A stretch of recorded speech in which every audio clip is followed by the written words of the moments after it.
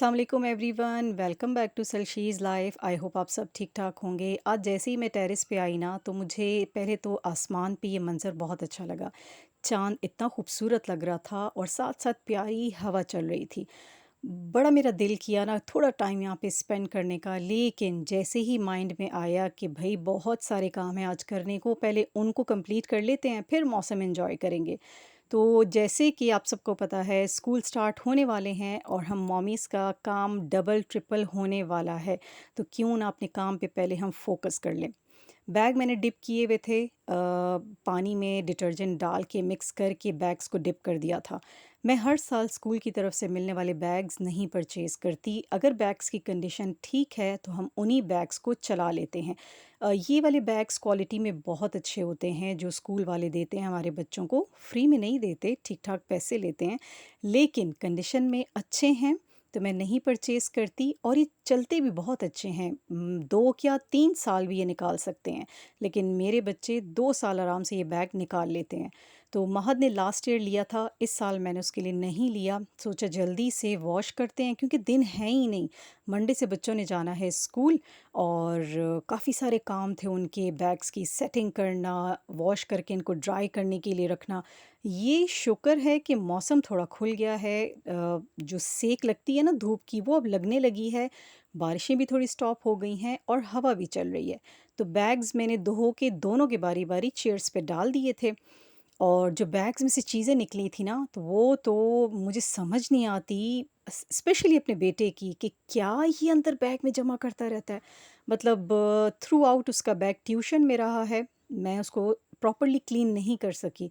Bag में से papers ही निकल रहे हैं, जो वो लंच कर रहा था वो भी निकल रहे हैं, उनके रैपर्स वगैरह।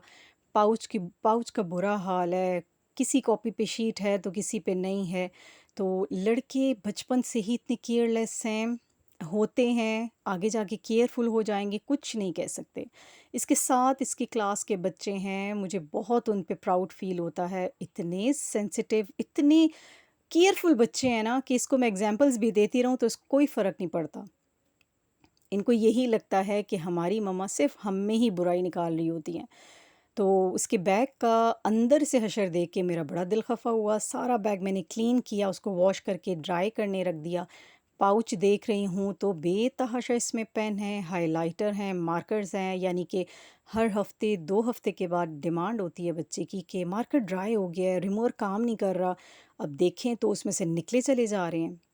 ख़ैर ये तो कहानी तब तक नहीं ख़त्म होती जब तक बच्चे मैट्रिक ना कर लें। मैट्रिक तक तो आपने पेन, मार्कर्स, रिमूवर्स ला के देते रहना है।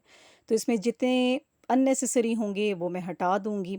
लेकिन अब इसके बैग को सेट करना मेरी कंप्लीट ज़िम्मेदारी है। मैं बच्चों के ऊपर ये चीज़ नहीं छोड़ती। मैं लाज़मी इनका बैग चेक करती हूँ, इनके टेस्ट चेक करती हूँ, फ़ोल्डर्स इनके सारे देखती हूँ, पाउचेज़ इनके चेक करती रहती हूँ।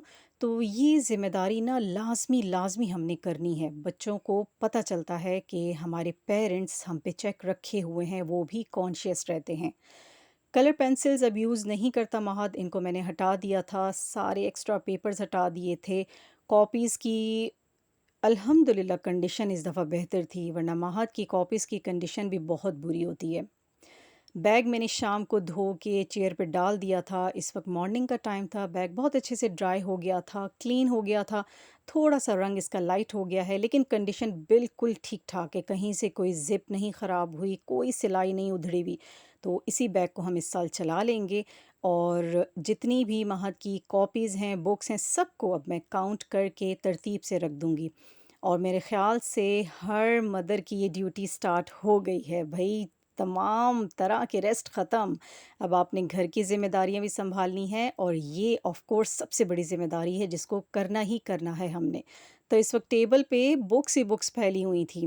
बड़ी बेटी मेरी अपनी स्टडी कर रही थी और मैं साथ में छोटों के बैग्स ठीक कर रही थी।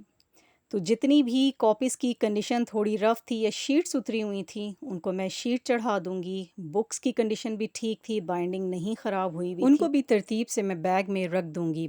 मेरे बेटे की बुक्स और कॉपीज़ की ऐसी हालत होती है ना कि मुझे खुद बहुत एम्बैरेसमेंट होती है। बहुत भी समझा लेना बच्चों को, लेकिन जब तक वो खुद नहीं चाहते ना, अपनी कॉपीज़ की लुक आफ्टर नहीं करते, आप जितना भी उनको समझा दें। मेरे ख़्याल से ये एक ब्लेसिंग होती है। मेरी तीनों बेटियाँ बहुत कॉन्शियस हैं अपने कोर्स को लेके, बुक्स कॉपीज़ को लेके। उनकी मैं कहती हूँ कॉपीज़ अगर मैं किसी को दूँ भी ना, तो कोई एक्स्ट्रा लाइन उस पे नहीं होगी, कहीं से वो ख़राब नहीं होंगी। अक्सर तो उनकी शीट्स भी मैं उतार के रख लेती हूँ कि चलो अगली दफ़ा हम दोबारा ये शीट्स यूज़ कर लेंगे, मगर बेटे ने सारी कसर पूरी कर दी है। पता नहीं सबके बेटे ऐसे होते हैं या मेरा जो ये स्पेशल पीस है ऐसा ही है। तो ये फर्स्ट टाइम है कि इसकी कॉपीज़ के लास्ट वाले पेजेस पे कोई कार्टून्स नहीं बने हुए, कोई लाइन्स नहीं लगी हुई, उसने कोई गेम्स नहीं खेली हुई। वरना कॉपी उसको पता है कि हमारी जो मिड टर्म तक कॉपीज़ यूज़ होती हैं, जो लास्ट पेजेस होते हैं वो तो वैसे ही वेस्ट होने होते हैं, तो मज़े से उसके ऊपर गेम्स खेल रहा होता है। तो इस दफ़ा माशाल्लाह ठीक है, थोड़ी समझदारी शायद उसमें आ गई है। तो सारा बैग उसका रेडी करके मैंने रख दिया था और ये काम मैं डेली बेसिस पे करती हूँ। डेली बैग को झाड़ना, पाउचेस को झाड़ना, टेस्ट चेक करना, डायरी चेक करना, ये मेरे ख़्याल से अव्वलीन फ़र्ज़ है हम सबका। इसके बाद जाना था मुझे यूनिफ़ॉर्म लेने, महत की जस्ट मुझे एक पैंट लेनी थी और बेटी के लिए मुझे शर्ट्स लेनी थी। वो मैंने ले ली थी। एक छोटी-सी स्टेशनरी शॉप है ये, लेकिन बहुत ही बेहतरीन आइटम इनके पास होते हैं। यूनिफ़ॉर्म इनका A1 सुपर्ब होता है। 3-3 4-4 साल आप चला लो ना, यूनिफ़ॉर्म ख़राब नहीं होता, इतना बेहतरीन इनका कपड़ा होता है। अच्छा, यहाँ हम लोग चेक कर रहे थे कि हमें कफ़ वाले और शोल्डर वाली शर्ट नहीं चाहिए, जिनकी सैश के लिए शोल्डर्स बने होते हैं। तो वो मुझे अंकल कह रहे थे आप इनको कट कर लें, इसमें क्या इश्यू है? साइज़ मिल गए थे बच्चों के। जल्दी से हमने यूनिफ़ॉर्म उठाए और उसके बाद हमने इनकी स्टेशनरी लेनी थी।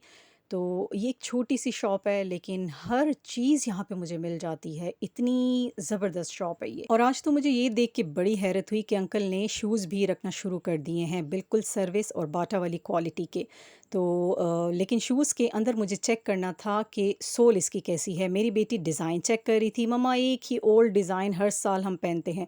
लेकिन मैं उसका अंदर से सोल चेक कर रही थी कि कंफर्टेबल है या नहीं। बहुत कंफर्टेबल शूज़ निकले ये। तो आई होप कि ये चलेंगे। देखते हैं, साल चलते हैं, कुछ मंथ्स चलते हैं, लेकिन मैंने ले लिए थे इन्हीं से। इसके बाद हम नेक्स्ट मुझे अपनी शॉपिंग के लिए जाना था मार्केट, लेकिन फिर हमें याद आया कि किसी का रजिस्टर नहीं है और मैंने तो महत की वेस्ट नहीं ली, कुछ स्टेशनरी आइटम्स हमसे रह गए हैं जो कि शॉप से हमने नहीं लिए। फिर हमने मेन मार्केट से ही ले लिए थे, जिसमें था स्टेपलर, उसकी पेन्स, ग्लू स्टिक। तो ये तो मतलब चलती रहती हैं चीज़ें, ये नहीं है कि आप एक दफ़ा ले आए तो आपकी ड्यूटी ख़त्म हो गई, ये तो अब चलती रहेंगी। एक छोटा-सा राइटिंग पैड मुझे बहुत अच्छा लगा, जिसमें आप अपने डेली के एक्सपेंसेस लिख सकते हैं, किचन के प्रॉब्लम्स लिख सकते हैं, क्या आपने लाना है, क्या नहीं लाना। ये 50 रुपीज़ का एक पैड मुझे बहुत अच्छा लगा। ये मैंने लिया और इसके साथ-साथ रोल ऑन बॉडी स्प्रेज़ बहुत ज़रूरी होते हैं लेने, क्योंकि बच्चों को भी बहुत स्वेटिंग होती है, फिर स्मेल आती है क्लास में भी और ख़ुद से भी बच्चों को फिर घिन आ रही होती है। तो बॉडी स्प्रे मेरे लिए बहुत इम्पोर्टेंट है, लाज़मी मैं इनके लिए लेती हूँ। महादिशाल दोनों के लिए मैंने ले लिए थे बॉडी स्प्रे, छोटी-सी शॉपिंग अपने लिए भी कर ली थी। लेकिन इस दफ़ा मैंने क्रॉकरी की बिल्कुल नहीं की, अब मैंने उसको फुल स्टॉप लगा दिया है कि अब किचन से रिलेटेड आइटम नहीं लेने, जब तक कि जितने मौजूद हैं मैं वो यूज़ नहीं कर लेती। तो मेरे ख़्याल से सैटरडे, संडे तमाम पेरेंट्स का ऐसा ही गुज़र रहा होगा। ऐसा लग रहा था स्टेशनरी वालों के पास जैसे चाँद रात है। आप कोई किसी ख़ास ओकेज़न पे आए हुए हैं। अच्छा जी, अपनी ये छोटी-सी शॉपिंग मैंने की है, सर्विस पे लगी हुई थी डिस्काउंट, जिसमें मैंने घर के स्लीपर ले लिए और एक फॉर्मल मैंने ये जूता लिया। कंफर्टेबल तो मुझे बहुत लगे हैं, अब इस्तेमाल के बाद पता चलेगा कि कैसे हैं ये। वैसे सर्विस और बाटा के जूते का ये कमाल है कि आसानी से फटते नहीं हैं, चलते बहुत हैं ये। लूँगी आपसे इजाज़त, मिलूँगी नेक्स्ट व्लॉग में, दुआ में याद रखिएगा, लाइक, सब्सक्राइब एंड शेयर भी ज़रूर कीजिएगा। अल्लाह हाफ़िज़।